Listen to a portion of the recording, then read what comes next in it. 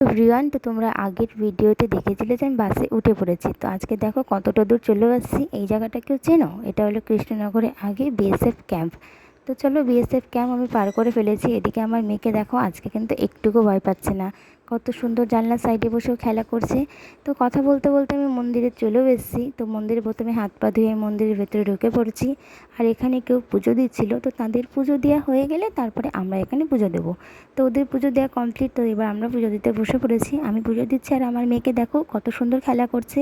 তো এই মন্দিরে পুজো দিয়ে মায়ের পাশে কিন্তু গোপাল ঠাকুরও আছে। তো সবাইকে পুজো দিয়ে আমি চলে আসলাম বাইরে। বাইরে এসে ধূপকাঠি দিয়ে একটা গাছ আছে, এই গাছেও পুজোতে দেবো।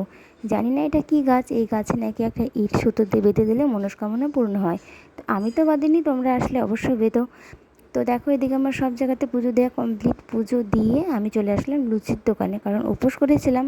তো এখন আমি লুচি খাবো। লুচি খেয়ে চলে আসলাম বাস স্ট্যান্ডে। বাস স্ট্যান্ডে এসে আইসক্রিম নিয়ে বসে পড়লাম বাসে। তো দেখো, আমি এদিকে আইসক্রিম খাই। তোমরা আমার চ্যানেলটিকে সাবস্ক্রাইব করতে ভুলো না। আর ততক্ষণ ভালো থেকো। তো চলো, বাই বাই।